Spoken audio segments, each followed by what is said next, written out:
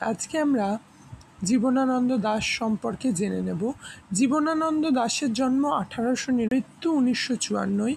রবীন্দ্র পরবর্তী একজন বিখ্যাত কবি, যার জন্ম বাংলাদেশের বরিশালে।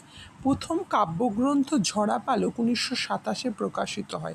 অন্যান্য কাব্যগ্রন্থের মধ্যে রয়েছে ধূসর পাণ্ডুলিপি, বনলতা সেন, মহাপৃথিবী, সাতটি তারার তিমির, রূপসী বাংলা, বেলা অবেলা, কালবেলা।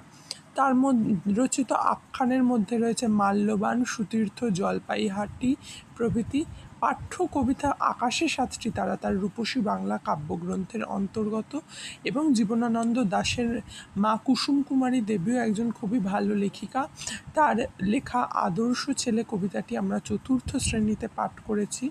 এবং আমরা নেক্সট ভিডিওতে আকাশে সাতটি তারা কবিতার বিষয়বস্তু নিয়ে আলোচনা করব। Like, share,